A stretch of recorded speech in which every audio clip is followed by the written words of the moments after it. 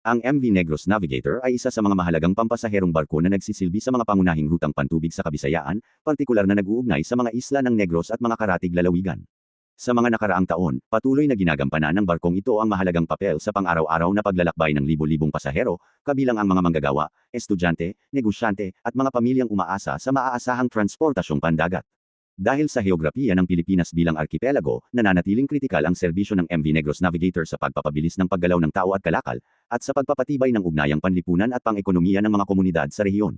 Sa aspeto ng kondisyon at operasyon, patuloy na isinasailalim ang MV Negros Navigator sa regular na inspeksyon at maintenance upang masiguro ang kaligtasan at kahandaan nito sa paglalayag. Ang pamunuan ng barko at ng kumpanyang nagpapatakbo nito ay sumusunod sa mga patakaran at pamantayan ng Maritime Industry Authority, Marina, at Philippine Coast Guard, lalo na sa usapin ng seaworthiness, life-saving appliances, at fire safety systems.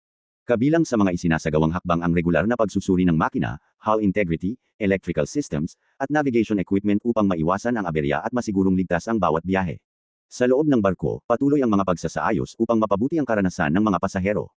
Inaayos at pinananatili ang mga upuan, passenger cabins, at common areas upang maging mas maaliwalas at komportable ang paglalakbay. May mga designated na lugar para sa senior citizens, persons with disabilities, at mga buntis upang masiguro ang kanilang kaligtasan at kaginhawaan. Bukod dito, pinapahusay din ang ventilasyon, kalinisan ng mga palikuran, at maayos na pamamahala ng basura alinsunod sa environmental regulations, bilang bahagi ng responsableng operasyon sa karagatan. Sa usapin ng schedule at serbisyo, patuloy na inaayos ang biyahe ng MV Negros Navigator batay sa lagay ng panahon, dami ng pasahero, at mga abiso mula sa autoridad.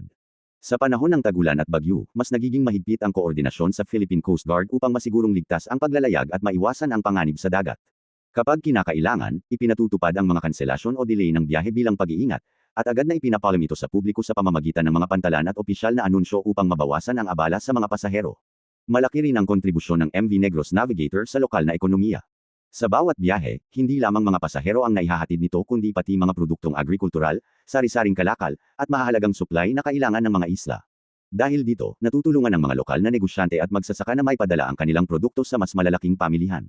Ang tuloy-tuloy na operasyon ng barko ay nagbibigay din ng trabaho sa mga seafarer, crew, dock workers, at iba pang manggagawang konektado sa industriya ng maritime transport. Sa aspeto ng kaligtasan, patuloy ang pagsasanay ng mga crew ng MV Negros Navigator sa emergency preparedness at crisis response. Regular na isinasagawa ang mga drill para sa sunog, paglikas, at pagharap sa masamang panahon upang masiguro na alam ng bawat miyembro ng tripulante ang kanilang tungkulin sakaling magkaroon ng emerhensya. Mahalaga ito upang mapanatili ang tiwala ng publiko at masiguro na ang bawat pasahero ay nasa ligtas na kamay mula sa pagsakay hanggang sa pagbaba ng barko. Hindi rin nalilimutan ng pamunuan ang responsibilidad sa pangangalaga ng kalikasan. Ipinatutupad ang wastong pamamahala ng langis, basura, at wastewater upang maiwasan ang polusyon sa dagat.